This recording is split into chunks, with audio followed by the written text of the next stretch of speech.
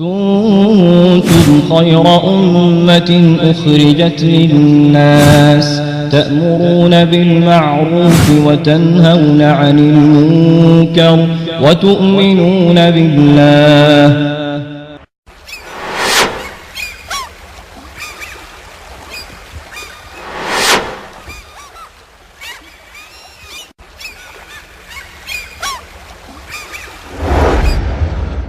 گناہ دلوں کو مردہ کر دیتے ہیں، گناہوں سے دل پہ سیاہی طاری ہو جاتی ہے، گناہ انسان کی ہلاکت کا سبب ہوا کرتے ہیں۔ ظهر الفساد في البر والبحر بما كسبت أيدي الناس ليذيقهم بعض الذي عملوا لعلهم يرجعون۔ اللہ کی محبت کا دروازہ کہاں کھلا ہے؟ اتباع محمد رسول اللہ۔ اللہ کی محبت کا راستہ نہ کوفے سے، نہ رائے سے، نہ بریلی سے، نہ دیوبند سے، نہ بغداد سے، نہ ملتان سے۔ اللہ کی محبت کا ایک ہی راستہ ہے اور وہ صرف مدینہ الرسول سے۔ بحر و بر میں فساد پھیل گیا ہے، جس کی وجہ لوگوں کے لیے کمائے ہوئے اعمال ہیں، تاکہ اللہ تعالیٰ ان لوگوں کو ان کے کچھ اعمال کا مزہ چکھا دے، شاید وہ ایسے کاموں سے باز آ جائے۔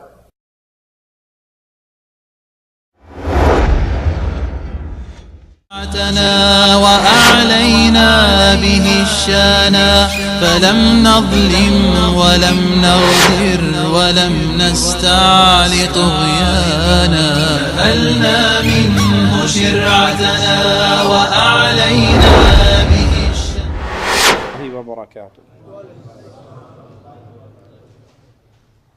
إن الحمد لله نحمده ونصلي على رسوله الكريم. اعوذ باللہ من الشیطان الرجیم. بسم اللہ الرحمن الرحیم. ظہر الفساد فی البر والبحر بما کسبت ایدی الناس لیذیقہم بعض الذی عملوا لعلہم یرجعون.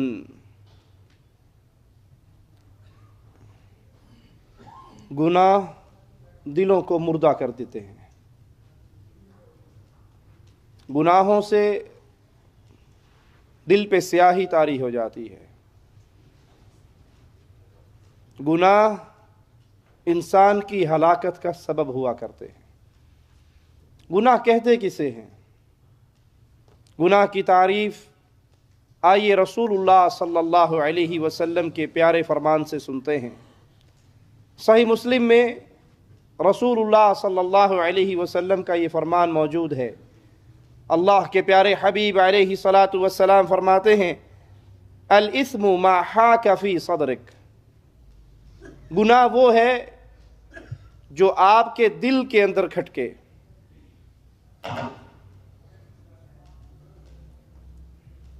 کوئی ایسا عمل جو آپ کے اندر کے ضمیر کو چوٹ لگائے اور آپ کو یہ اچھا نہ لگے کہ میرا یہ عمل لوگوں کو علم ہو، لوگوں سے چھپائیں اپنے جس کام کو، وہ عمل گناہ کا عمل ہے۔ اللہ کی طرف سے انسانوں پر جب عذاب کا نزول ہوتا ہے، اس کا سبب بھی لوگوں کے ہاتھوں کی کمائی اور گناہ ہے۔ مالک فرماتا ہے خشکی اور تری میں جو فساد پھیلتا ہے یہ لوگوں کے اپنے ہاتھوں کی کمائی ہے۔ آج بھی ہم اپنے معاشرے پہ نگاہ دوڑائیں، خاص طور پہ ہمارے ملکوں میں جو ایک عذاب کا دورہ ہے، اس کی بنیادی وجہ یہی ہے کہ آج کلمہ پڑھنے والے، لا الہ الا اللہ کے اقرار کرنے والے انفرادی طور پہ بھی گناہوں کی دلدل میں گر چکے ہیں، اور اجتماعی طور پہ بھی گناہ اس قوم کو اپنی اندھیری چادروں میں لپیٹ چکا ہے۔ قرآن حکیم کا فرمان جو ہمارے لیے ہدایت کا اور نور کا سرچشمہ ہے، وہ سنیے اور یاد کیجئے، ما یفعل اللہ بعذابکم ان شکرتم وآمنتم وکان اللہ شاکرا علیما۔ اللہ کو کیا فائدہ ہے تمہیں عذاب دے کر؟ اگر تم شکر گزار بن جاؤ، اگر تم اہل ایمان بن جاؤ، ایمان لے آؤ اور اللہ کی دی ہوئی نعمتوں پہ شکر کرو، تو اللہ تمہیں کیوں عذاب دے گا؟ تمہارے اوپر جو عذاب کا کوڑا برستا ہے وہ تمہاری نافرمانیوں کی بنا پر، اللہ کے ساتھ بغاوتوں کی وجہ سے۔ اور اگر تم اللہ کی نعمتوں پہ شکر ادا کرو تو اللہ ان نعمتوں میں اور اضافہ کرتا ہے۔ اور اگر تم اللہ پر ایمان لے کر آؤ جیسے ایمان لانے کا حق ہے، یہاں عذاب کے ساتھ شکر اور ایمان کا ذکر ہے۔ جب تک ایمان درست نہیں، اس وقت تک عذاب کی پکار کسی بھی لمحے قوموں کے سر پہ پڑ سکتی ہے۔ قومی عذاب سے کب بچتی ہے؟ جب وہ عقیدہ توحید میں درست ہو جائیں، وہ ایمان میں خالص ہو جائیں، وہ شرک کی لعنت سے اپنے آپ کو بچا لیں۔ مالک فرماتا ہے اگر تم میری نعمتوں پہ شکر کرو، مجھ پہ ایمان لے کر آؤ، تو پھر اللہ کو کیا ضرورت ہے عذاب بھیجنے کی؟ یہ عذاب جو آتے ہیں تمہارے کفر کی وجہ سے اور اللہ کے ساتھ شرک کرنے کی بنا پر۔ اللہ جاننے والا، بہت قدرت والا، کنٹرول والا، طاقت والا، تمام چیز اللہ کے کنٹرول میں ہے، اللہ کے اختیار میں ہے ہر چیز۔ اللہ جو چاہتا ہے وہی کرتا ہے۔ ان گناہوں کا نتیجہ کیا نکلتا ہے؟ اللہ اپنی نعمتیں چھین لیتا ہے۔ جب انسان اللہ کی نعمتوں پہ کا کفر کرتا ہے تو اللہ ان سے نعمتیں چھین لیتا ہے۔ مالک کا فرمان سنیے، ذَلِكَ بِأَنَّ اللَّهَ لَمْ يَكُ مُغَيِّرًا نِعْمَةً أَنْعَمَهَا عَلَى قَوْمٍ حَتَّى يُغَيِّرُوا مَا بِأَنفُسِهِمْ وَأَنَّ اللَّهَ سَمِيعٌ عَلِيمٌ۔ یہ اس لیے کہ اللہ تعالیٰ ایسا نہیں کہ کسی قوم پہ کوئی نعمت کرے، ان کو انعام سے نوازے اور پھر اس نعمت کو بدل دے، یہاں تک کہ وہ قوم خود اس نعمت کا کفر کر بیٹھے اور اپنی حالت کو بدل لے۔ اللہ سننے والا اور جاننے والا ہے۔ اللہ کی طرف سے نعمتیں، انعامات، رحمتوں کا نزول ہوتا ہے، لیکن جب قومیں اللہ کی نعمتوں پہ شکر کرنے کی بجائے، اللہ پر ایمان لانے کی بجائے، وہ اللہ خالق و مالک کو چھوڑ کر ڈھیری والوں کو پوجنا شروع کر دیں، درگاہ کو پوجنا شروع کر دیں، اپنے جیسے مجبور انسانوں کی عبادت شروع کر دیں، اس کفر کے نتیجے میں پھر اللہ کا عذاب بھی برستا ہے اور اللہ اپنی نعمتیں بھی چھین لیتا ہے۔ اور اگر اہل ایمان کی قوم ہو، بستی اہل ایمان کی ہو، شرک سے اپنے آپ کو بچا کر رکھے، تو آئیے قرآن حکیم کے اس انداز پہ غور کیجئے۔ وَضَرَبَ اللَّهُ مَثَلًا قَرْيَةً كَانَتْ آمِنَةً مُطْمَئِنَّةً، اللہ مثال بیان کرتا ہے ایک بستی کی جو ایمان لے کر آئی، خالص اللہ پر ایمان لانے والے، يَأْتِيهَا رِزْقُهَا رَغَدًا مِّن كُلِّ مَكَانٍ، وہ جب حالت ایمان میں تھے تو اللہ کی طرف سے ان پہ رزق آتا تھا، انہیں رزق ملتا تھا، ہر طرف سے فراوانیاں تھی، اللہ کی رحمتیں تھی۔ فَكَفَرَتْ بِأَنْعُمِ اللَّهِ فَأَذَاقَهَا اللَّهُ لِبَاسَ الْجُوعِ وَالْخَوْفِ بِمَا كَانُوا يَصْنَعُونَ، پھر انہوں نے اللہ کی نعمتوں کا کفر کیا، اللہ نے جو انعام دیا تھا اس انعام کا کفر کیا، شکر ادا نہیں کیا، اس نعمتوں کا تعلق ہی اللہ سے توڑ دیا۔ بارش اللہ کی رحمت اور اللہ کی نعمت ہے۔ قوم والے اگر کہنے شروع کر دیں یہ بارش تو فلاں بابے جی کی نظر دی تھی اس لیے برسی ہے، بارش سے انگور یہ اللہ کی پیدا کردہ ہے، اللہ اگاتا ہے، اللہ کھلاتا ہے اپنے بندوں کو، اپنی مخلوق کو۔ اور اگر قوم ان سارے رزق کے خزانوں کا رشتہ اللہ سے توڑ کر مردوں کے ساتھ جوڑ دے کہ فلاں بابا وہ داتا ہے اور فلاں غریب نواز ہے، فلاں بندہ نواز ہے، یہ ان حضرتوں کی بنا پر ہوتی ہے۔ جب اللہ کی نعمتوں کا کفر کیا جائے تو پھر اللہ مالک ان سے کیا سلوک کرتا ہے؟ فَأَذَاقَهَا اللَّهُ لِبَاسَ الْجُوعِ وَالْخَوْفِ، تو اللہ بھوک اور خوف کا لباس ایسی قوم کو پہنا دیتا ہے۔ کسی پہ طنز کرنا مقصود نہیں، نہ کسی کو چھیڑنا مقصود ہے، اپنے حالت کی اصلاح کی دعوت دیتا ہوں. اللہ کے لیے اس آیت کو لے کر بر صغیر کی بستیوں میں نکل جاؤ. کیا یہ آیت ہمارے اوپر فٹ نہیں آ رہی؟ کیا اللہ نے ہمیں انعامات سے نہیں نوازا تھا؟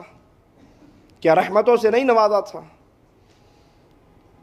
پھر اس اللہ کی دی ہوئی نعمتوں اور رحمتوں پر شکر کرنے کی بجائے، مزید اللہ کی عبادت کی طرف رجوع کرنے کی بجائے، قوموں نے درگاہیں بنا لی، دربار بنا لیے، مردوں کو پوجنا شروع کر دیا، شرک اکبر کے جرم میں ملوث ہو گئی.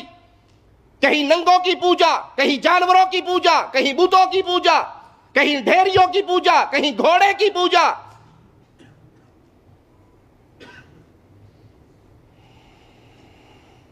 اور نتیجہ قرآن حکیم کی آیت نے جو نکالا ہے، جائیے اس کو بھی پیش کیجئے اپنے دیش میں، جہاں پہ شرک اکبر کا دور دورہ ہے، جہاں پہ قبروں کا طواف ہے، غیر اللہ کی نظر و نیاز ہے.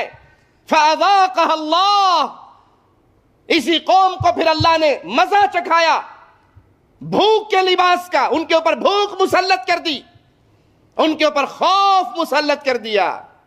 اور آج بھوک اور خوف کی کیا حالت ہے؟ مہنگائی آسمانوں کو چھو رہی ہے، غریب غریب سے تر ہوتا جا رہا ہے. اور خوف کی حالت تو یہ ہے، کبھی وہاں دھماکہ، کبھی وہاں دھماکہ. نہ مسجدیں محفوظ، نہ بازار محفوظ، نہ عبادت گاہیں محفوظ، نہ سکول محفوظ. ہر جگہ پہ اللہ کے عذاب کا درہ برس رہا ہے. وجہ کیا ہے؟ اللہ نے رحمتیں کی تھی، اللہ نے نعمتیں کی تھی، ان نعمتوں کا کفر کیا، اللہ سے رشتے توڑے، مردوں سے رشتے جوڑے. اللہ داتا کو چھوڑ کر مردوں کو داتا کہا گیا. اللہ خالق و مالک اور رازق کی عبادت کی بجائے اپنی پیشانیوں کو مجبور انسانوں کے قدموں کے اندر رکھا گیا. جب یہ جرم ہوگا پھر اللہ کی طرف سے عذاب کا کوڑا بھوک کی صورت میں اور خوف کی صورت میں ہوگا. جو کچھ تم کرتے ہو یہ تمہارے کرتوتوں کا بدلہ اللہ عطا فرماتا ہے. اور اگر کہیں پہ نیک لوگ بھی ہو اور اپنے فرائض کو بھول جائیں، اپنے فریضے کو ادا نہ کریں، برائی سے نہ روکیں، نیکی کا حکم نہ دیں، تو پھر جب اللہ کا عذاب آتا ہے، جہاں بوڑھے مارے جاتے ہیں وہاں نیک بھی مارے جاتے ہیں. یہی سوال سیدہ زینب رضی اللہ تعالی عنہا، مومنوں کی ماں، امام الانبیاء محمد الرسول اللہ صلی اللہ علیہ وسلم سے پوچھتی ہیں، انہلک وفینا الصالحون، اللہ کے نبی کیا قوموں کو ہلاک کیا جائے گا اور ان میں نیک بھی ہوں گے؟ جب آپ نے فتنوں کا ذکر کیا اور ڈرایا، کہا ہم ہلاک ہوں گے اور ہم میں نیک ہیں، آپ نے ہلاکت کا ذکر کیا، سبب بیان کیا. وہ کون سا وقت ہوگا، وہ کون سا دور ہوگا جب اللہ کی طرف سے اگر پکڑ آئے جہاں بورے مریں گے اچھے بھی مریں گے؟ قال نعم اذا کثر الخبث، جب برائی زیادہ پھیل جائے، جب شیطانیت طاری ہو جائے، جب خباثت عام ہو جائے، نیک لوگ اپنا حق ادا کرنا، اپنی ذمہ داریاں نبھانا چھوڑ دے، برائیاں پھیل رہی ہے. یہ صوفی صاحب مسجد میں بیٹھ کے حق ہو کے نعرے مار رہا ہے، شرک پھیل رہا ہے اور یہ دعوت دے رہا ہے کسی کو کچھ نہیں کہنا، دلوں کو جوڑیے، دلوں کو نہ توڑیے، بھلے شرک ہوتا ہے ہوتا رہے، کفر ہوتا ہے ہوتا رہے، اللہ کی عبادت سے بغاوت کی جاتی ہے کی جاتی رہے، کسی نو کچھ نہیں کہنا، جڑا جتھے لگا ہے ٹھیک لگا ہے. جب یہ کیفیت ہو جائے، خباثت زیادہ ہو جائے، شرافت کم ہو جائے، تو پھر انتظار کرو اللہ کی طرف سے عذاب کے درے کے برسنے کا.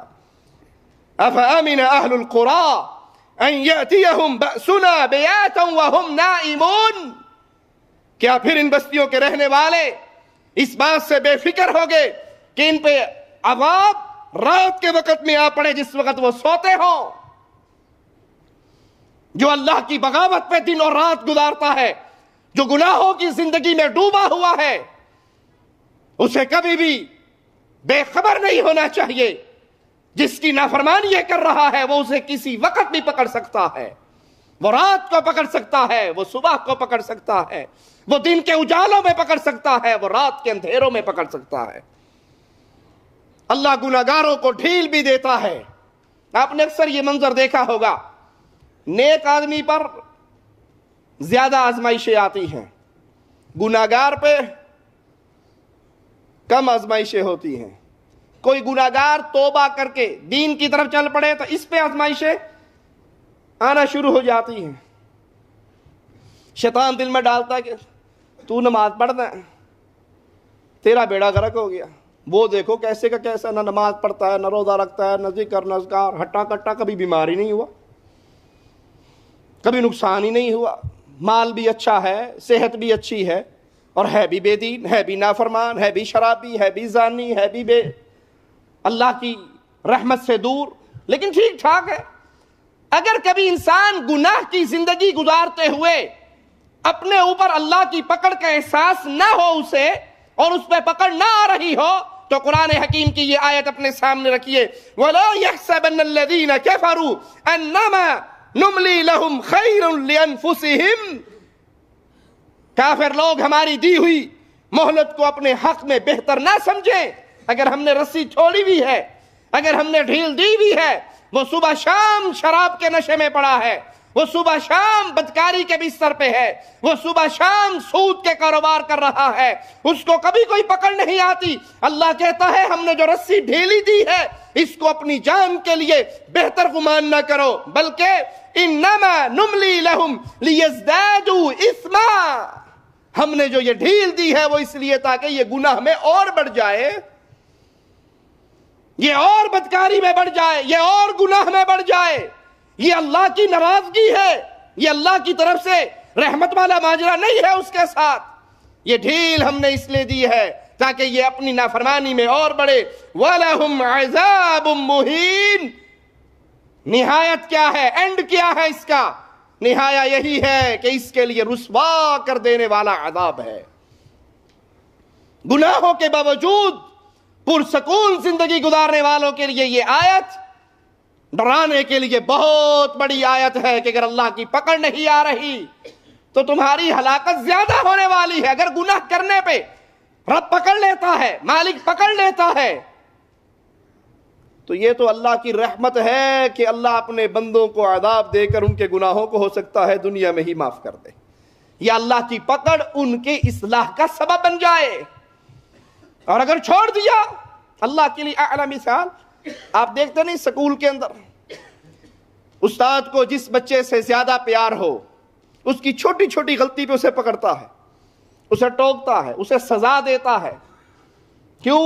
استاد جتنی زیادہ سزا دیتا ہے حقیقت میں اس سے اپنے بچے سے, اپنے شاگرد سے اتنا ہی زیادہ پیار ہوتا ہے. اس کی یہ غلطی بھی ختم ہو جائے, یہ بھی ختم ہو جائے, یہ امتحان میں اعلیٰ سے اعلیٰ نمبر لے. اور ایک طالب علم ہے, استاد اس کو کچھ کہتا ہی نہیں ہے, وہ آئے نہ آئے, پڑھے نہ پڑھے, جو مرضی کرے, پرواہ کوئی نہیں استاد کو اس کی.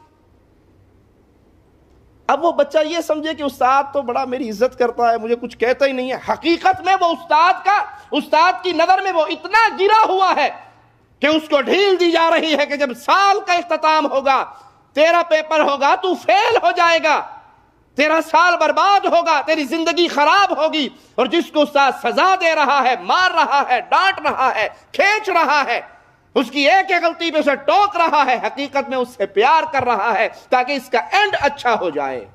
اللہ کے لیے اعلیٰ مثال, اگر گناہوں کے باوجود رسی ڈھیلی ہے تو سمجھ لیجئے اینڈ بڑا خطرناک ہونے والا ہے. اور اگر گناہ پہ پکڑ آ جاتی ہے تو سمجھ لیجئے اللہ تم سے پیار کرتا ہے, تمہاری اصلاح کرنا چاہتا ہے, آزمائشیں بھیج کر تمہارے گناہوں کو ختم کر دیتا ہے. پہلی قومیں انہی گناہوں کی بنا پہ ہلاک ہوئیں, عذاب کے مختلف کوڑے برسے. قرآن حکیم کے انداز پہ غور کیجئے, فَكُلًّا أَخَذْنَا بِذَنبِهِ, ہر کسی کو ہم نے اس کے گناہ پہ پکڑا. فَمِنْهُمْ مَنْ أَرْسَلْنَا عَلَيْهِ حَاصِبًا, بعض ان میں سے ایسے جن پہ ہم نے پتھروں کی بارش کی, جیسے قوم لوط علیہ السلام. لوط علیہ السلام کی قوم پہ اللہ مالک نے آسمان سے پتھروں کی بارش کی. اور آج یہ گناہ ہمارے معاشرے میں عام نہیں ہے. لوطی فعل, اس قوم کا گناہ, یہ گناہ ہی نہیں رہا, اس کا تصور ہی مٹ رہا. اس گناہ کی بنا پر پوری بستی کو اٹھا کر اتنا آسمانوں کے قریب کیا گیا. ایک روایت میں ہے کہ اس بستی کے جانوروں کی آوازیں فرشتوں نے سنی اور پھر وہاں سے اس کو پلٹ دیا اور اوپر سے پتھر مار مار کے اس پوری قوم کو ہلاک کر دیا. وہ دل بڑا ہی بدنصیب دل ہے جس دل میں گناہ کرنے کے بعد ڈر پیدا نہ ہو. گناہ ہو جانا انسان ہے، ہو جاتا ہے، لیکن مومن وہ ہے جو گناہ کرنے پہ تڑپ جائے، لوٹے رب کی طرف، معافی مانگے، اور جو ڈھیٹ ہو جائے اپنے گناہ پہ سمجھ لے اس کے دل پہ مہر لگی ہوئی ہے. وَمِنْهُمْ مَنْ أَخَذَتْهُ الصَّيْحَةُ، ان میں سے کچھ ایسے بھی تھے جن کو چیخ اور پکار نے آ دبوچا. وَمِنْهُمْ مَنْ خَسَفْنَا بِهِ الْأَرْضِ وَمِنْهُمْ مَنْ أَغْرَقْنَا، ان میں سے ایسے بھی جن کو ہم نے زمین کو پھاڑ کے دھسا دیا اور بعض کو ہم نے پانی میں ڈبو دیا، غرق کر دیا. یہ سارے عذاب آئے اللہ کی طرف سے، یہ کوڑے برسے کیوں؟ قرآن جواب دیتا ہے وَمَا كَانَ اللَّهُ لِيَظْلِمَهُمْ، اللہ نے ان پہ ظلم نہیں کیا، اللہ نے ان پہ ظلم نہیں کیا. وَلَكِنْ كَانُوا أَنفُسَهُمْ يَظْلِمُونَ، ہاں وہ اپنی جانوں پہ خود ظلم کرتے تھے. یہ گناہ کرنا اپنی جان پہ ظلم ہے. سوچئے اللہ کے لیے اپنے گھر، اپنے روم، اپنی گاڑی کا نقشہ اپنی آنکھوں کے سامنے رکھیے. کتنے گھروں کی چھتوں پہ ڈش انٹینے کی لعنت موجود ہے، کتنی گاڑیوں میں گانوں کی سیڈیاں اور کیسٹیں موجود ہیں، کتنوں کی راتیں رنگین ہیں، کتنے شراب کو ایسا پیتے ہیں جیسے وہ دودھ پی رہے ہوں. تصور ہی نہیں یہ حرام ہے، تصور ہی نہیں کہ یہ اللہ کے عذاب کا سبب بنتی ہے. یہ عذاب کے کوڑے برسنے کی وجہ قرآن نے کیا بیان کی؟ اللہ نے ظلم نہیں کیا.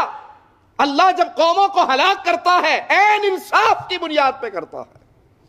یہ قومیں ہیں، یہ انسان ہیں جو جب نافرمانی کرتے ہیں تو اپنی جان پہ ظلم کرتے ہیں.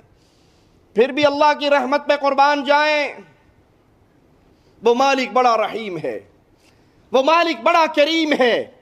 اس اللہ نے ایسے اعمال بتائے ہیں اس امت محمدیہ کو، پیارے حبیب محمد کریم صلی اللہ علیہ وسلم کی امت کو ایسے اعمال بتائے جن اعمال کے کرنے سے اللہ گناہوں کو معاف کر دیتا ہے.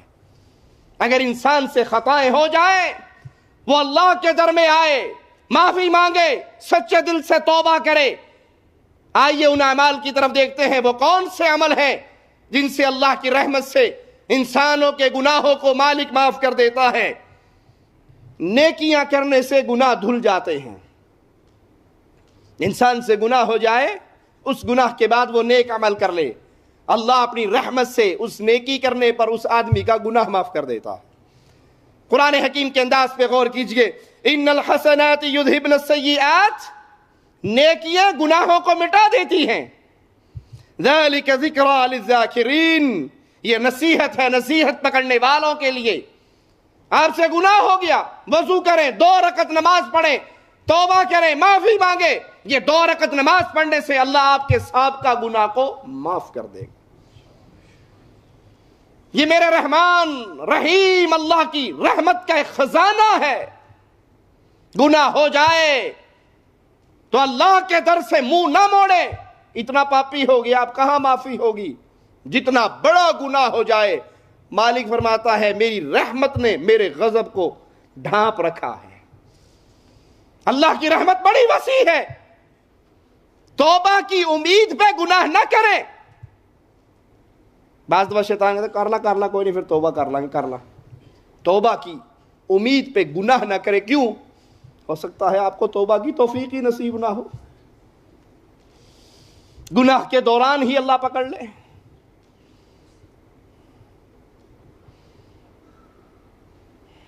ہاں اگر گناہ ہو جائے انسانی بشری کمزوریوں کی وجہ سے تو فوراً اللہ کے دربار میں معافی کا سوال کریں. گناہوں سے بچنے کا ایک بڑا شاندار طریقہ یہ ہے، جو اسباب آپ کو گناہ کی طرف لے کر جا رہے ہیں ان کو چھوڑ دیں، ان دوستوں سے دوستی ختم کر لیں، وہ ٹیلی فون سم توڑ کے پھینک دے جس میں گناہگاروں کے نمبر ہیں، اپنی جگہ چینج کر لیں، اس معاشرے کو بدل دیں، نیک لوگوں کے معاشرے میں چلے جائیں۔ جب آپ یہ اسباب اختیار کر کے اللہ پر بھروسہ کرو گے اور اللہ سے معافی کا سوال کرو گے، اللہ ضرور اپنی رحمتوں کا خزانہ آپ پہ اتارے گا۔ رسول اللہ صلی اللہ علیہ وسلم کی اطاعت کرنا، آپ کی سنتوں کو اپنی زندگی میں لانا، وہ عظیم نیکی ہے جس کے کرنے سے بھی اللہ مالک انسانوں کے گناہوں کو معاف کر دیتا ہے۔ مالک فرماتا ہے قل ان کنتم تحبون اللہ، اے نبی ان سے کہو اگر تم چاہتے ہو اللہ سے محبت کرنا، فاتبعونی یحببکم اللہ، اور رسول اللہ صلی اللہ علیہ وسلم کی اتباع کرو، فاتبعونی میرے پیچھے چلو، یحببکم اللہ، اللہ تم سے محبت کرے گا۔ سوال کیا تھا ان کنتم تحبون اللہ، اگر تم محبت کرنا چاہتے ہو اللہ سے، اللہ کی محبت کا دروازہ کہاں کھلا ہے؟ اتباع محمد رسول اللہ میں۔ اللہ کی محبت کا راستہ نہ کوفے سے، نہ رائیونڈ سے، نہ بریلی سے، نہ دیوبند سے، نہ بغداد سے، نہ ملتان سے، اللہ کی محبت کا ایک ہی راستہ ہے اور وہ صرف مدینہ الرسول سے۔ اللہ کی محبت کا ایک ہی پیمانہ ہے، تم اپنے آپ کو محمدی بنا لو، پہلے تم چاہتے تھے اللہ سے محبت ہو، پھر اللہ تم کو اپنا محبوب بنائے گا۔ اور جس کو اللہ اپنا محبوب بنا لے اس کو انعام کیا ملتا ہے؟ وَيَغْفِرْ لَكُمْ ذُنُوبَكُمْ، اللہ تم سے محبت کرے گا، تمہاری زندگی بھر کے گناہوں کو معاف کر دے گا۔ شرط کیا ہے؟ حدیث رسول سنتے ہی کائنات ساری سے ٹکر لے لو، فاطمہ کے بابا سے منہ نہ موڑو۔ آپ کو حدیث رسول پتہ لگ جائے کسی مسئلے میں، وہ نماز کا مسئلہ ہو، وہ نکاح کا مسئلہ ہو، وہ شادی بیاہ کا مسئلہ ہو، وہ موت غمی کا مسئلہ ہو، کسی مسئلے میں جب حدیث رسول کا علم ہو، پھر یہ نہ کو قوم کیا کہے گی، برادری کیا کہے گی، ابو کیا کہیں گے، معاشرہ کیا کہے گا، کو بھاڑ میں جائے پوری دنیا، میں نے تو یہ دیکھنا ہے آمنہ کا لال کیا کہے گا صلی اللہ علیہ وسلم۔ اتباع رسول کا یہ جذبہ جب دلوں میں اترتا ہے، نتیجہ نکلتا ہے وَيَغْفِرْ لَكُمْ ذُنُوبَكُمْ وَاللَّهُ غَفُورٌ رَحِيمٌ، اللہ تمہارے زندگی بھر کے گناہوں کو معاف کر دے گا، وہ تو معاف کرنے والا، رحم کرنے والا ہے۔ صدقہ خیرات کرنا وہ عمل ہے جس سے اللہ مالک انسان کے گناہوں کو دھو دیتا ہے۔ اور یاد رکھنا، اگر اللہ ان گناہوں کو معاف نہ کرے تو قیامت کے دن بہت بڑی ذلت اور رسوائی کا سامنا ہوگا۔ اگر یہ گناہ ویسے کے ویسے میرے اور آپ کے پلڑے میں رہے، آج تو چھپ چھپ کے اندھیروں میں، بیابانوں میں، سمندروں میں اتر کے گناہ کرتے ہیں۔ نیو ایئر نائٹ پہ جہاز لے کے سمندر میں نہیں چلے جاتے، اور کتنے بے خبر ہو جاتے ہیں میرے رب کی پکڑ سے۔ یہ سمندر بھی تو اللہ کا لشکر ہے، یہ عبداللطیف بھٹائی کا لشکر تو نہیں ہے کہ بابا جی نے کچھ نہیں کہنا جو مرضی کرتے رہیے۔ یہ اللہ کا لشکر ہے۔ اللہ اسی سمندر کو حکم دے دے، سونامی کا طوفان کیا رب کے حکم سے نہیں آیا؟ کیا فرعون کو غرق اسی اللہ کے لشکر نے نہیں پکڑا تھا؟ کیا موسیٰ علیہ السلام کے لیے یہی لشکر خشکی کا راستہ نہیں بن گیا تھا؟ وہ سمجھتے ہیں اگر کراچی کے اندر نیو ایئر نائٹ کا جشن منائیں گے، ہو سکتا ہے کوئی چھیڑا چھاڑی کرنے والے پہنچ جائیں، جہاز لے جاؤ اور سمندر میں چلے جاؤ اور جو مرضی کرو۔ ارے اس سے بے خبر ہو جس کی آسمان میں قوتیں ہیں، زمین میں قوتیں ہیں، ہر چیز اس کا لشکر ہے۔ وہ چاہے ہاتھیوں کو چڑیوں سے مروا دے، وہ چاہے فرعون کو پانی میں غرق کروا دے، وہ چاہے ابو جہل کو 2 ننھے بچوں سے مروا دے۔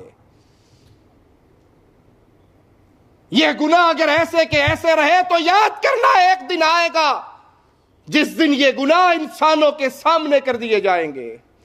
اللہ ہمارے گناہوں کو اپنی رحمت سے معاف فرما دے۔ یوم تجد کل نفس ما عملت من خیر محضرا، وہ دن آئے گا بھلائی کا ایک ایک نقطہ آپ کا وہ آپ کے سامنے کر دیا جائے گا۔ یتیم کی کفالت کی اگر آپ نے، وہ نیکی آپ کے سامنے لائی جائے گی۔ ماں باپ کے ساتھ اچھا سلوک کیا، وہ نیکی آپ کے سامنے لائی جائے گی۔ اللہ کے لیے مسجد بنوائی، وہ نیکی آپ کے سامنے۔ ایک ذرہ اگر آپ نے سبحان اللہ کہا، اس سبحان اللہ کا اجر بھی اپنے نام اعمال میں پاؤ گے۔ وما عملت من سوء، اور جو گناہ کا کام کیا، جتنی بار زندگی میں داڑھی شیو کی، ہر بار کا یہ گناہ آپ کے نام اعمال میں ہوگا۔ جتنی بار گانے سنے، جتنی بار شراب پی، جتنی بار بدکاری کی، جتنی بار جھوٹ بولا، جتنی بار غیبت کی، جتنی بار چغلی کی، جتنی بار نمازیں چھوڑی، ایک ایک گناہ انسان کے سامنے اس کی ڈائری کر دی جائے گی۔ پھر اس دن چاہے گا کیا؟ وہ چاہے گا ان بینہا وبینہ امدا بعیدا، کاش میرے اور میرے گناہوں کے درمیان دوری ہو جائے، اور بہت دوری ہو جائے۔ اس خواہش کا اس وقت فائدہ نہ ہوگا اگر اس زندگی میں اپنے اللہ سے معافی مانگ کر اپنے گناہوں پہ توبہ نہ کر لی۔ وَيُحَذِّرُكُمُ اللَّهُ نَفْسَهُ وَاللَّهُ رَؤُوفٌ بِالْعِبَادِ، اللہ تمہیں اپنی ذات سے ڈرا رہا ہے، اور اللہ اپنے بندوں پر بڑا ہی مہربان ہے۔ صدقہ کرنے سے اللہ مالک انسان کے گناہوں کو معاف کر دیتا ہے۔ مالک کا فرمان سنیے، ان تبدوا الصدقات فنعما هي وان تخفوها وتؤتوها الفقراء فهو خير لكم، اگر تم صدقہ خیرات کو ظاہر کرو وہ بھی اچھا ہے، اور اگر تم چپکے چپکے پوشیدہ پوشیدہ اسے مسکینوں میں دے دو ان کو تو یہ تمہارے حق میں بہتر ہے۔ اس آیت کو سمجھنے کے لیے مثال آپ کے سامنے رکھتا ہوں۔ ایک صدقہ ایسا ہے، آپ کی مجلس میں 8 10 20 50 آدمی بیٹھے ہیں، اور آپ کو اللہ نے ایسا مقام دیا ہے کہ اگر آپ اپنی جیب سے 1000 ریال نکالیں گے تو آپ کے دیکھا دیکھی اور لوگ بھی نکالیں گے۔ تو ایسے موقع پہ کھل کے صدقہ کرنا، اعلانیہ صدقہ کرنا وہ زیادہ بہتر ہے، تاکہ باقی لوگ جب آپ کو دے کر یہ نیکی کریں گے ان کا اجر بھی اللہ آپ کو عطا فرمائے گا۔ آپ ایک بزنس مین ہیں، اپنے کلیگ کو فون کرتے ہیں کہ بھائی فلاں جگہ مسلمانوں کو مسجد کی ضرورت ہے، فلاں جگہ مسلمانوں کو فلاں چیز کی ضرورت ہے، فلاں جگہ پہ اتنے یتیم ہیں ان کی کفالت کی ضرورت ہے، میں 1,00,000 ریال دے رہا ہوں، تو کتنا دیتا ہے؟ اگر وہ 10 لاکھ بھی دے گا، آپ کے ایک فون کرنے کی بنا پر اس 10 لاکھ پورا کا ثواب اسے بھی ملے گا، آپ کو بھی ملے گا۔ اللہ کی رحمت کے خزانوں کا کیا کہنا۔ اب آپ نے تو 10 لاکھ نہیں لگائے نا، لیکن اس کو دعوت دی، اس کو پیغام پہنچایا کہ بھائی یہ دین کی بات ہے، یہ کتاب عقیدہ توحید پہ مشتمل ہے، اس کو پرنٹ کرواؤ اور بانٹو، یہ کیسٹ، یہ سی ڈی، یہ لا الہ الا اللہ کی آوازیں کی طرف لوگوں کو متوجہ کرتی ہے، اس کو بانٹو، اس کو بناؤ، اس کو تقسیم کرو، اس کو پھیلاؤ۔ آپ نے کسی کو دعوت دی، آپ کی دعوت سن کے اس نے جتنی بھی کی ان سب کا ثواب اس کو بھی ملے گا اور آپ کو بھی ملے گا۔ اور جہاں یہ ماجرا نہیں، وہاں پہ بہتر ہے کہ انسان پھر پوشیدہ خفیہ طور پہ اللہ کے راستے میں صدقہ کرے۔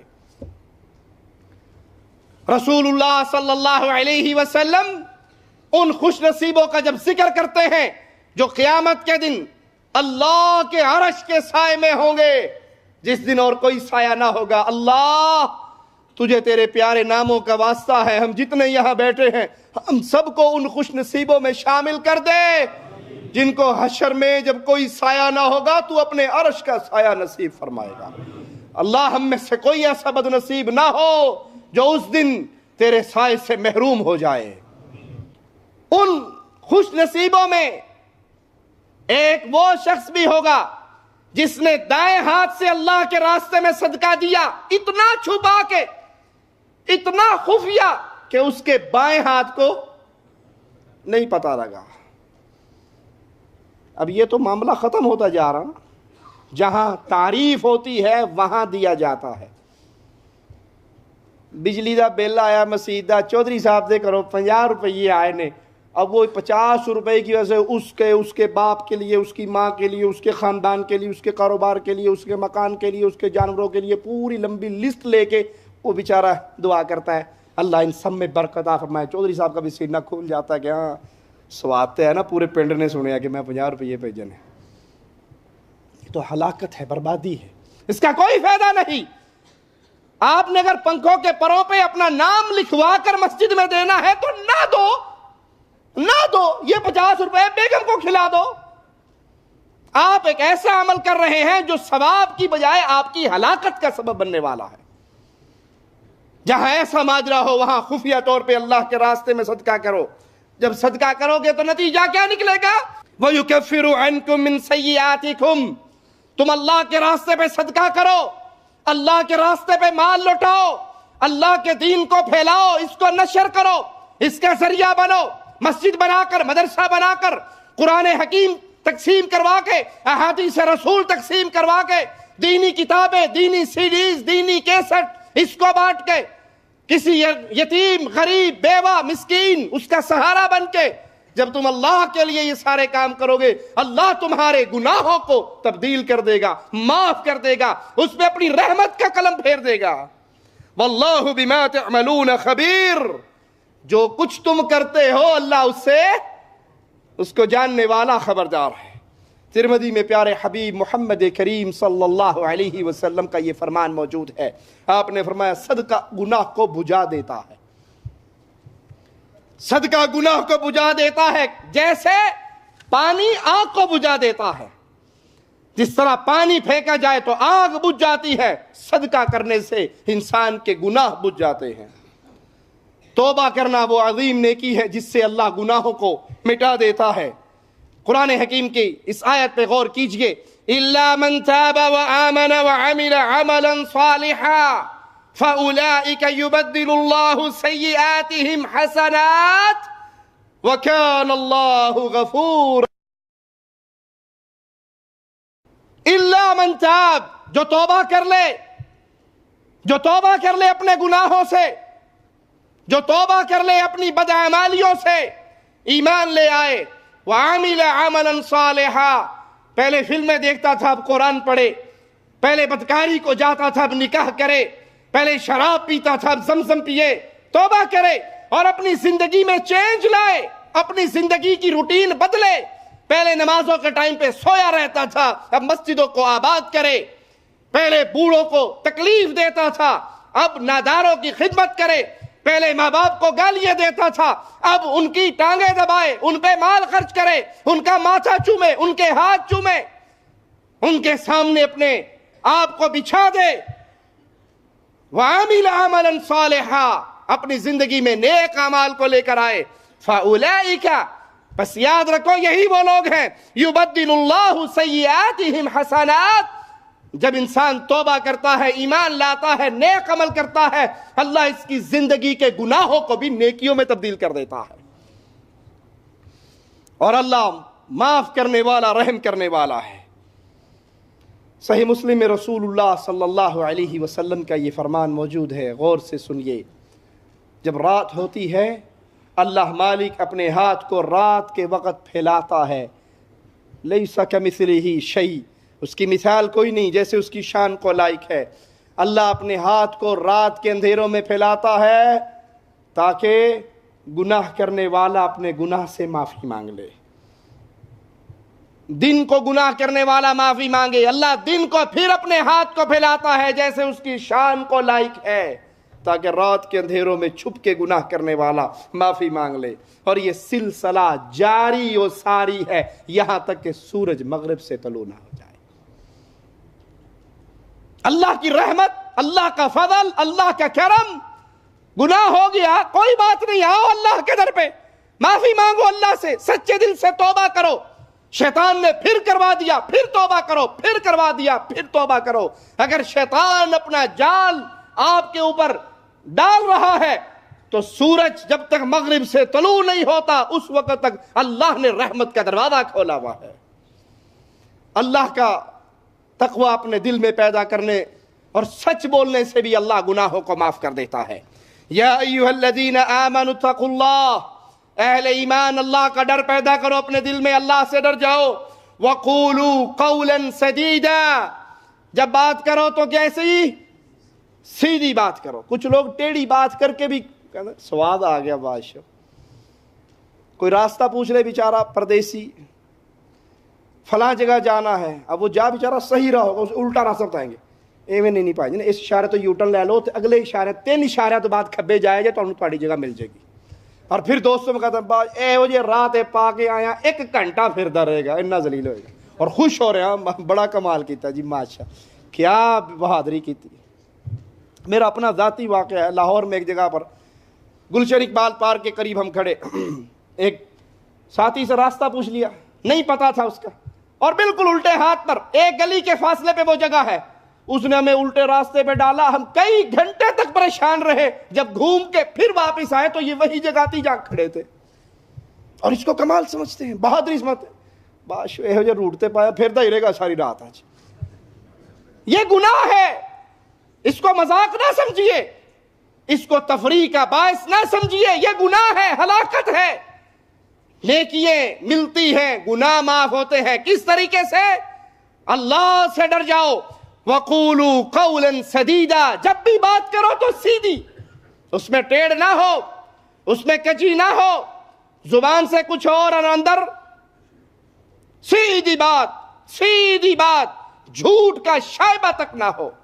اور یاد رکھیے، کوئی ماجرا اگر اس کی بنیاد جھوٹ پر ہے وہ کبھی سرے چڑھ سکتی، اس میں خیر نہیں۔ وہ شادی جھوٹ کے نام پہ ہو جائے، کئی کرتے ہیں نا جھوٹ کے نام پہ شادی، میں جی بالکل کوارا ہوندا 5 بچے نہ پیو ہوئے ہیں، کوئی ایک باری آ گئی، نکاح ہو گیا، داڑھ تلے آ گئی، پھر کی ہوئے گا، پتہ لگ بھی گیا تو لگ جائے، اپنے آپ کو کوارا شو کر کے شادی کروا لی، اب بظاہر خوش ہو رہا ہے کہ کڑی کر آ گئی، یہ نہیں پتا کہ ساری عمر جوتے مارے گی، روز لڑائی فساد کی، جھوٹ بول کے نکاح کیا، اس میں بھی کبھی خیر ہوگی؟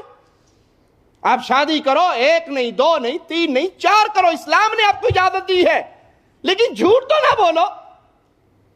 آپ سے آپ کے بچوں کا پوچھے تو کھل کے بتاؤ، آپ کی سابقہ بیویوں کا پوچھے تو کھل کے بتاؤ، آپ کی آمدنی کا پوچھے تو کھل کے بتاؤ۔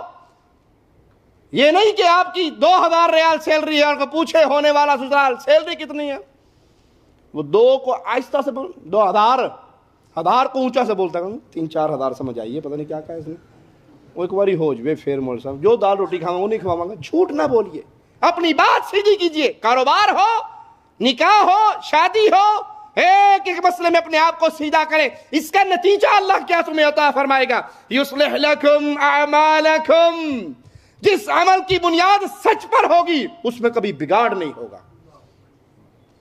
اور جس عمل کی بنیاد جھوٹ پہ ہوگی اس میں کبھی نکھار نہیں ہوگا۔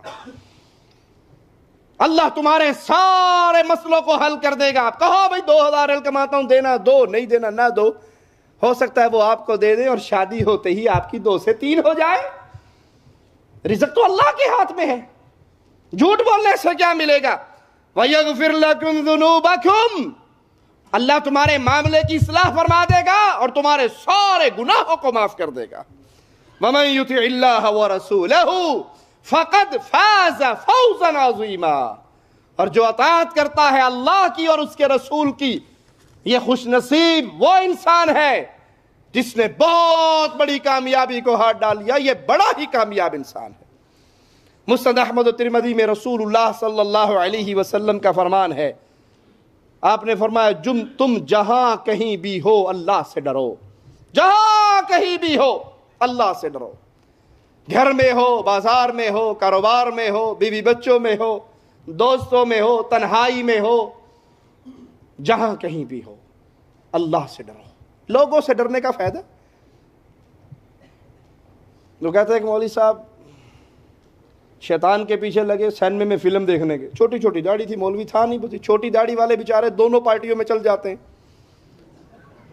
مولویوں میں بھی چل جاتے ہیں، ادھر بھی چل جاتے ہیں، راضی رہے رحمان ناراض نہ ہو شیطان۔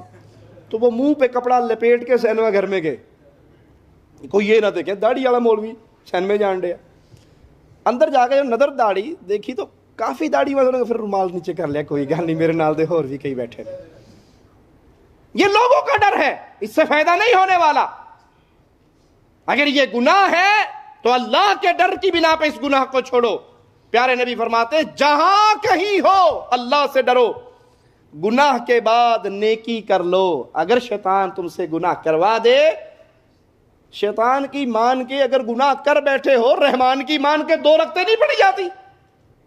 100 دفعہ لا الہ الا اللہ وحدہ لا شریک لہ لہ الملک ولہ الحمد یحیی و یمیت وہو حی لا یموت بیدہ الخیر وہو علی کل شیء قدیر. یہ پڑھ لو, شیطان نے جتنی پلاننگ کروائی تھی ساری ختم ہو جائے گی. گناہ کے بعد نیکی کر لو, نیکی گناہ کو ختم کر دیتی ہے. وضو کیجئے, اچھا وضو کیجئے, وضو کرنے سے اللہ گناہ دھو دیتا ہے. صحیح مسلم میں پیارے حبیب علیہ السلام کا یہ فرمان موجود ہے, سنیے. آپ نے فرمایا جس نے وضو کیا, اچھا وضو کیا, اس کے جسم سے گناہ ایسے نکل جاتے ہیں یہاں تک کہ اس کے ناخن کے نیچے والے گناہ بھی نکل جاتے ہیں. صحیح مسلم میں ہی رسول اللہ صلی اللہ علیہ وسلم کا دوسرا فرمان ہے. آپ نے فرمایا من توضا من خرج من بیتہ, جو نکلے اپنے گھر سے وضو کی حالت میں, وضو کرے, پھر اللہ کے گھروں میں سے کسی گھر میں جا کر اللہ کے فرض کردہ کام میں سے کوئی کام ادا کرے, اس کے ہر قدم پر اللہ گناہ معاف کر دیتا ہے, درجہ بلند کر دیتا ہے. اپنے گھر سے وضو کیا اور پھر مسجد میں گئے, مسجد میں جا کے اللہ کے فرائض میں سے ایک فریضہ ادا کیا, ہر قدم پر گناہ معاف ہوگا, نیکی عطا ہوگی, درجہ بلند ہوگا. صحیح مسلم میں پیارے حبیب محمد کریم صلی اللہ علیہ وسلم کی یہ حدیث موجود ہے. آپ نے فرمایا جو شخص ہر نماز کے بعد 33 دفعہ سبحان اللہ, 33 دفعہ الحمدللہ, 34 دفعہ اللہ اکبر اور 1 دفعہ لا الہ الا اللہ وحدہ لا شریک لہ لہ الملک ولہ الحمد وہو علی کل شیء قدیر, 100 پورے ہو گئے. جو اس کو پڑھ لیتا ہے اللہ اس کے سارے گناہ معاف کر دیتا ہے, اگرچہ اس کے گناہ سمندر کی جھاگ کے برابر کیوں نہ ہو. ہماری حالت کیا ہوتی ہے؟ امام کہتے ہیں السلام علیکم ورحمۃ اللہ, السلام ورحمۃ اللہ, اللہم صلی اللہ, جوتی اٹھائی اور وہ گئے. 2 دفعہ درود شریف نہیں پڑھا, اللہم اغفر لی کا, ربنا آتنا کا, اور نکل گئے پتلی گلی سے. کیوں؟ اندر جا کے کرکٹ میچ لگا ہوا ہے, وہ دیکھنا ہے, لوڈو کھیلنی ہے, عمران سیریز پڑھنی ہے, یا دوست آئے ہوئے گپے مارنی ہے. جب بدعت آتی ہے سنت اٹھ جاتی ہے. فرض نماز کے بعد اجتماعی دعا بدعت ہے, کسی صحیح حدیث سے ثابت نہیں, کسی صحیح حدیث سے ثابت نہیں. اجتماعی دعا, ہر فرض نماز کے بعد اجتماعی دعا کو روٹین بنا لینا, اس وقت تک سنت کے لیے کھڑے نہ ہونا جب تک امام صاحب ہاتھ اٹھا کے اجتماعی دعا نہ کروا دیں, یہ کسی صحیح حدیث سے ثابت نہیں. اس بدعت کے آنے کا نقصان کیا ہوا؟ سنت کیا تھی؟ نماز کے بعد کے اذکار وہ ختم ہو گئے. سارا کچھ مولوی دے گلتے پا چھڑے, مولوی صاحب تسی کہنا آمین آمین آمین, نکل گئے. اور اس سے ملتا کیا ہے؟ آئیے حدیث ہمیں بتاتی ہے, آپ کو سناؤں. بعض غریب صحابہ نے آ کر رسول اللہ صلی اللہ علیہ وسلم کے سامنے عرض کی, یا رسول اللہ صلی اللہ علیہ وسلم, امیر صحابہ تو ہم سے جیت گئے, یہ صدقہ کرتے ہیں, ہمارے پاس تو کچھ ہے نہیں صدقہ کریں. یہ فی سبیل اللہ جہاد میں مدد کرتے ہیں, یہ اللہ کا دیا ہوا مال خرچ کرتے ہیں, نمازیں جیسے ہم پڑھتے ہیں یہ بھی پڑھتے ہیں, روزے ہم رکھتے ہیں یہ بھی رکھتے ہیں, تو قیامت کے دن یہ تو جیت جائیں گے ہم سے. آپ نے کہا تمہیں ایک ایسا عمل نہ بتاؤں جس کے کرنے سے تم امیر لوگوں کے صدقہ خیرات سے آگے بڑھ جاؤ, زکوٰۃ سے آگے بڑھ جاؤ. کہا ضرور بتائیے.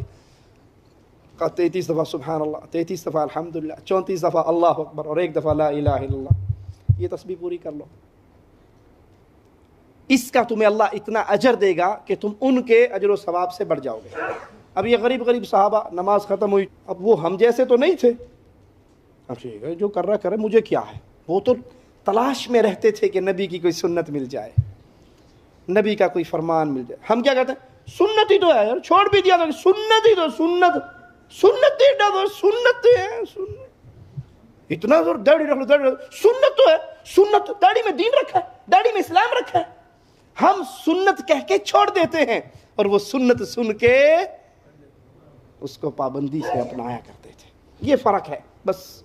وہ سنت ہے, فرض چھوڑیں گے تبھی تارک ہوں گے نا. سنت ہے, خیر پڑھ لی نہ پڑھی نہ, کر لیا نہ کرا نہ صحیح. وہ ایک سنت پہ سر کو جھکانے والے امیر صحابہ نے دیکھا یہ کچھ کرتے ہیں, ٹو لگائی, پتہ لگا 33 دفعہ سبحان اللہ, یہ پوری تسبیح پتہ لگ گئی, انہوں نے بھی شروع کر دی. وہ پھر رسول اللہ صلی اللہ علیہ وسلم کے پاس غریب صحابہ, اللہ کے نبی وہ, لیکن اب پھر بند ہو گیا, انہیں بھی پتہ لگ گیا. آپ نے کہا ذالک فضل اللہ یؤتیہ من یشاء, یہ تو پھر اللہ کا فضل ہے, جس کو چاہتا ہے عطا فرماتا ہے. یہ تسبیح کر لیجئے. اللہ کے رسول صلی اللہ علیہ وسلم نے فرمایا تمہارے سارے گناہ اللہ معاف کر دے گا, اگرچہ تمہارے گناہ سمندر کی جھاگ کے برابر کیوں نہ ہو. صحیح بخاری میں رسول اللہ صلی اللہ علیہ وسلم کا فرمان موجود ہے, سنیے. آپ نے فرمایا کوئی شخص دن میں 100 مرتبہ سبحان اللہ وبحمدہ کہے, 100 مرتبہ کیا کہے, اپنے گریبانوں میں منہ ڈال کے جھانکے, دن میں کتنی بار گانا گاتے ہو؟ پورا نہ بھی گاؤ تو شروع کے 2-4 بول تو کام کرتے ہوئے, ہتھوڑی چلاتے ہوئے, آرا چلاتے ہوئے, ویلڈنگ کرتے ہوئے, زبان میں گنگن ہوتی رہتی ہے نا. اس سے کیا ملتا ہے؟ گناہ ہی لکھا جائے گا اور تو کچھ نہیں ملتا. لیکن یہاں پیارے حبیب کیا فرما رہے, جو دن میں 100 مرتبہ سبحان اللہ وبحمدہ, اس کو 100 مرتبہ کہہ لیتا ہے, اللہ اس کے گناہوں کو مٹا دیتا ہے, اگرچہ اس کے گناہ سمندر کی جھاگ کے برابر کیوں نہ ہو. سمندر کتنا بڑا ہے, اس کا جھاگ کتنی ہوگی. کسی کے اتنے پاپ بھی ہوں, اتنے گناہ بھی ہوں, وہ روزانہ یہ تسبیح کر لے, اللہ اس کے گناہ معاف کر دے گا. بخاری و مسلم میں موجود پیارے حبیب کا یہ فرمان سنیے, جو کوئی شخص دن میں 100 مرتبہ کہے لا الہ الا اللہ وحدہ لا شریک لہ لہ الملک ولہ الحمد وہو علی کل شیء قدیر, 100 مرتبہ. مشکل کام ہے. اگر آپ اس کو گن کے ٹائمنگ دیکھ کے بھی کرو گے تو زیادہ سے زیادہ آپ کے 12 سے 15 منٹ تک لگیں گے. اگر پرسکون انداز میں آپ آرام سے پڑھو, سپیڈ نہ لگاؤ, تب بھی آپ کے 12 منٹ سے زیادہ نہیں لگے گا. نتیجہ کیا نکل رہا ہے؟ پیارے حبیب علیہ الصلوۃ والسلام فرماتے ہیں 10 گردنوں کے آزاد کرنے کے برابر اللہ اس کو ثواب عطا فرمائے گا. اس خوش نصیب کو 10 گردنوں کے آزاد کرنے کے برابر ثواب ملے گا. 100 نیکیاں لکھی جائیں گی, اس کے 100 گناہوں کو مٹا دیا جائے گا, اور اس کے لیے یہ کلمہ دن اور رات میں شیطان کے شکنجے سے محفوظ ہونے کا راستہ بن جائے گا. شیطان نہیں اس پہ حاوی ہوگا. جو دن اور رات میں 100 مرتبہ اس کو پڑھ لیتا ہے, 100 مرتبہ فجر کی نماز کے بعد پڑھ لو, 100 مرتبہ مغرب سے پہلے پڑھ لو, سورج کے غروب ہونے سے پہلے پڑھ لو, 10 گردنیں آزاد, 10 غلام. کس میں طاقت ہے کہ 10 غلام روزانہ خریدے اور اللہ کے نام پہ آزاد کر دے؟ ہے اتنی طاقت؟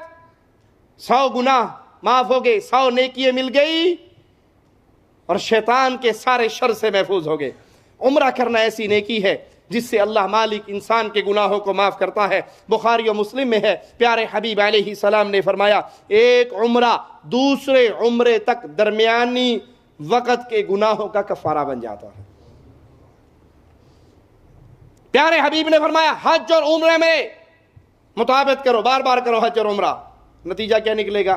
2 فائدے حدیث ہمیں بتا رہی ہے.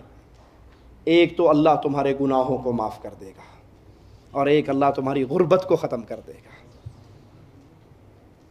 بظاہر آپ کے 70-80 ریال لگ رہے ہیں, 100 ریال لگ رہے ہیں, لیکن میرے نبی کا وعدہ ہے اور محمد کا وعدہ جھوٹ ہو سکتا صلی اللہ علیہ وسلم, کہ محمد کریم وہی وعدہ کرتے ہیں اپنی امت سے جو امت کا رب ہمارے نبی کو بتاتا ہے. حج اور عمرہ بار بار کرو, بار بار عمرے پہ جاؤ, ہر 2 مہینے کے بعد, ہر مہینے کے بعد, ہر 3 مہینے کے بعد زیادہ سے زیادہ عمرے کرو. اللہ تمہارے گناہوں کو معاف کرے گا, تمہاری غربت کو امیری میں بدل دے گا. پیارے نبی صلی اللہ علیہ وسلم پہ درود و سلام پڑھنا وہ عظیم نیکی ہے جس سے انسانوں کے گناہ معاف ہو جاتے ہیں. پیارے نبی صلی اللہ علیہ وسلم نے فرمایا جس نے مجھ پر 1 دفعہ درود بھیجا اللہ اس کے 10 گناہ معاف کر دیتا ہے. یہ حدیث بھی صحیح مسلم میں ہے. جو 1 مرتبہ کہے صلی اللہ علیہ وسلم اللهم صل على محمد وعلى آل محمد كما صليت على إبراهيم وعلى آل إبراهيم إنك حميد مجيد.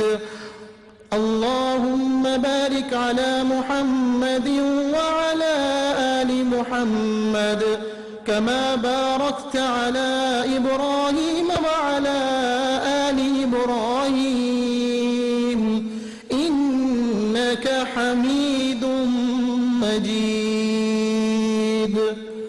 اللہ رحمت نازل فرما محمد صلی اللہ علیہ وسلم پر اور محمد صلی اللہ علیہ وسلم کی آل پر، جیسا کہ تو نے رحمت نازل فرمائی ابراہیم علیہ السلام پر اور ابراہیم علیہ السلام کی آل پر. بے شک تو بڑی تعریف والا بزرگی والا ہے. اے اللہ برکت نازل فرما محمد صلی اللہ علیہ وسلم پر اور محمد صلی اللہ علیہ وسلم کی آل پر، جیسا کہ تو نے برکت نازل فرمائی ابراہیم علیہ السلام پر اور ابراہیم علیہ السلام کی آل پر. بے شک تو بڑی تعریف والا بزرگی والا ہے. ایک دفعہ کہو آپ نے صلی اللہ علیہ وسلم کا ترانہ ایک دفعہ گایا، آپ کے گناہوں کو اللہ تعالیٰ 10 گناہوں کو معاف کر دیتا ہے. ایک صحابی نے آ کر کہا تھا یا رسول اللہ صلی اللہ علیہ وسلم، میں نے اپنی دعا میں آپ پر درود پڑھنے کا ایک وقت مقرر کر رکھا ہے، ایک حصہ درود پڑھتا ہوں، باقی حصے میں دعا مانگتا ہوں. آپ نے فرمایا اچھا بہتر ہے اگر تو درود اور زیادہ کرے گا. تو کہا ٹھیک ہے میں 2 حصے درود کر لوں گا، باقی دعا مانگ لوں گا. فرمایا اگر درود زیادہ پڑے گا تیرا ہی فائدہ ہے. کہا پھر 3 حصے درود ہی پڑھوں گا، دعا نہیں مانگوں گا. جتنا وقت دعا کے لیے مقرر تھا سارا آپ پہ درود و سلام میں گزار دوں گا. اللہم صلی علی نبینا و حبیبنا محمد صلی اللہ علیہ وسلم، یہی پڑھتا رہوں گا. خوشخبری سنیے پیارے حبیب کے پیارے لبوں سے. فرمایا اگر تو یہی کرے گا اللہ بغیر مانگے تیری تمناؤں کو پورا کر دے گا، تیرے گناہوں کو معاف کر دے گا. بغیر مانگے تیری تمنائیں پوری. نسخہ لے لیجئے، آپ کے دل میں ہے کوئی یہ دعا اللہ میری قبول کر لے، اس نیت کو دل میں رکھیں اور اس نیت سے پیارے حبیب پہ درود و سلام پڑھتے جائیں. بغیر مانگے ہی اللہ پوری کرتا رہے گا اور اللہ گناہوں کو معاف کر دے گا. آپ کے کھاتے میں گناہ نہیں رہیں گے. یاد کر لیجئے گناہ انسان کو ہلاکت کے دروازے پہ لے کے جاتے ہیں، بربادی کا منہ دکھاتے ہیں. ہماری زندگی تو صبح شام گناہوں میں بھری ہوئی ہے. ہمارے بابا آدم علیہ السلام سے ایک ہی گناہ ہوا تھا نا، ایک گناہ اللہ نے جنت سے نکال دیا. اس سے کیا سمجھ آئی کہ ایک گناہ بھی رہ گیا باقی تو جنت میں داخلہ ممکن. یا تو اللہ اپنی رحمت سے سارے گناہ معاف کر دے، یا اللہ نہ کرے پھر اس گناہ گار کو جہنم کا عذاب ہو اور وہاں سے اپنے گناہوں کی خلاصی کروا کے پھر جنت میں جائے گا. جنت اور گناہ برابر جمع نہیں ہو سکتے کہ گناہ بھی ہو باقی اور جنت بھی مل جائے. بابا آدم سے ایک ہی ہوا تھا اور جنت سے نکال دیے گئے. میری اور آپ کی تو زندگی گناہوں میں ڈوبی ہوئی ہے. اللہ کے لیے توبہ کیجئے، اللہ کے لیے اللہ سے معافی مانگیے، ایسے اعمال کیجئے جن اعمال سے اللہ گناہوں کو دھو دائے. اللہ سے دعا ہے اللہ ہمارے گناہوں کو معاف فرما دے، اللہ ہماری خطاؤں کو معاف فرما دے، اللہ ہماری سیاہ کاریوں کو معاف فرما دے. اللہ ہمیں زندہ رکھے ایمان پہ رکھے، اللہ ہمیں زندہ رکھے توحید پہ رکھے، اللہ ہمیں زندہ رکھے اسلام کو ماننے والا، اسلام پہ عمل کرنے والا، اسلام کی دعوت دینے والا، اسلام کا پیغام گھر گھر پہنچانے والا بنا کے رکھے. جب اللہ موت دے، جب اللہ اپنے پاس بلائے تو اس حال میں موت ہو، اس حال میں آخری زندگی کے ایام گزر رہے ہوں کہ وہ زندگی کے آخری ایام اللہ کی عبادت کرتے ہوئے ہم زندگی کے بہترین ایام گزار رہے ہوں. اللہ اس حال میں اپنے پاس بلائے، اللہ ہم سے راضی ہو، اللہ ہم سے راضی ہو، اللہ ہماری خطاؤں کو معاف کر چکا ہو، ہماری سیاہ کاریوں کو اللہ معاف کر چکا ہو، ہماری خطاؤں سے درگزر فرما چکا ہو. اللہ اس حال میں اپنے پاس بلانا تو ہم سے راضی ہو، ہم تجھ سے راضی ہوں. اقول قولی ھذا واستغفر اللہ لی ولکم ولسائر المسلمین فاستغفروہ انہ هو الغفور الرحیم.